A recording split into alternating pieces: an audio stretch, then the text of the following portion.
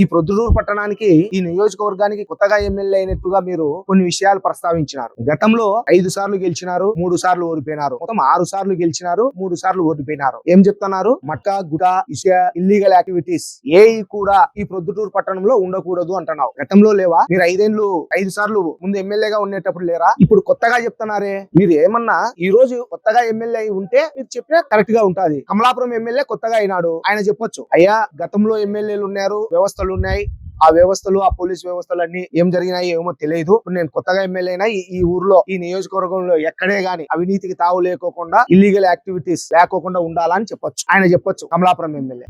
మీరు మాత్రం కొత్తగా ఎమ్మెల్యే అంటే ఆయన చెప్పాల్సిన విషయాలు మీరు చెప్తున్నారు. అసలు నువ్వు ఈ ప్రొద్దుటూరు పట్టణానికి వచ్చినప్పుడు నీకు అండదండలు ఉండింది ఎవరు?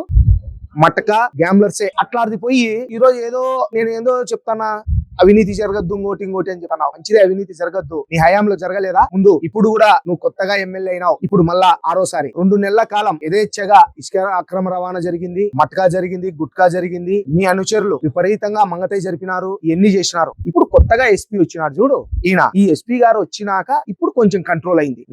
నీవు చెప్పిన వల్ల కంట్రోల్ కాలే పెద్ద ఆయన, ఈ ఎస్పీ వల్ల కంట్రోల్ అయింది. ఈ ఎస్పీ మీ కుందు నదిలో నుంచి ఇసుక వస్తుంటే అక్రమంగా పట్టింది ఈ ఎస్పీ గారే. దీనికంటే ముందు దొరికినాయి 5 నిమిషాలకి ఇచ్చిపెట్టినారు. నువ్వు ఫోన్లు చేసి చెప్పింటే 20 లక్షలు 25 లక్షలు కడుతున్నాము ఇసుకేది గ్రామ కమిటీకి అని చెప్తున్నారు. మిగతాది ఎవరికి పెద్దయినా? మీ తమ్ముని కొడుకులకే అక్రమ రవాణా కాదా? ఊరోళ్ళకి ఒక నీతి, మీకు ఒక నీతి ఉంటుంది. ఎక్కడే గానీ నేను ఒక అవినీతి చేయలే అంటున్నావు. DAW కాలేజీ భూమి ఎవరికి వచ్చింది పెద్దయినా? ఎట్టొచ్చింది? చెప్పకపోతే దండిగా ఉంటాయి పెద్దయినా. ఎప్పుడైనా ఒక విషయం చెప్పేసరికి నీతులు అవినీతులు మన వెనకాల ఏం జరిగినాయి అనేది కూడా మీరు ఆలోచన చేయండి. ఎంతసేపు ఒకటి మీద బుద్ధ జల్లేదే కాదు. ఈ పట్టణంలో ఇప్పుడు ఈ ఎస్పీ గారు వచ్చినాక మట్కా గాని, గుట్కా గాని, గ్యాంబ్లింగ్స్ గాని కొంచెం తగ్గినాయి. ఇది వాస్తవం. మీరు ఎమ్మెల్యే ఇప్పుడు 3 నెలల్లో 2 నెలలు మాత్రం యథేచ్ఛగా జరిగింది, బ్రహ్మాండంగా జరిగినాయి, అన్ని జరిపినారు.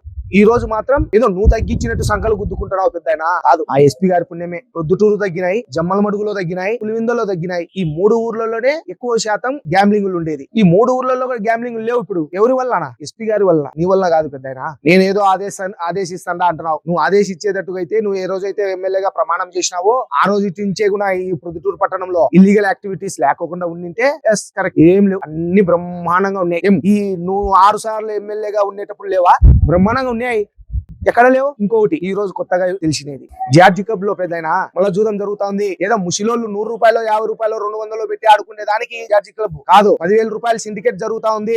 అట్లనే 50,000 రూపాయలు బ్యాంకీ జరుగుతా ఉంది, 50,000 రూపాయలు బ్యాంకీ జరుగుతా ఉంది. రమ్మి రేపో మాపో ఇంకొక క్లబ్ ఉంది, జార్జి క్లబ్, సుందరాచార్యుల క్లబ్ ఉంది, అది కూడా తెరవబోతున్నారంట మీ శిష్యులే. అది కూడా చూడు పెద్దయినా. ఎస్పీ గారికి దీనిపైన సమగ్రమైన అవగాహన ఉంది. ఇవి కూడా తొందరలోనే 50 రూపాయలు 100 రూపాయలు ముసిలోళ్ళు ఆడుకునే దానికైతే ఎక్కడ ఇబ్బంది లేదు. రిటైర్డ్ ఎంప్లాయీస్ వాడుకునే దానికి ఇబ్బంది లేదు. రిటైర్డ్ ఎంప్లాయీస్ లేకోకుండా మిగతా వాళ్ళే ఆడుతున్నారు. ఇది ఎవరి ప్రమేయంతో ఆడుతున్నారు? గత గవర్నమెంట్ లో లేదు క్లబ్, ఇప్పుడు వచ్చింది. మీ ప్రమేయం కాదా? కాబట్టి ఎన్ని ఆలోచన చేపెద్దానా. నమస్కారం.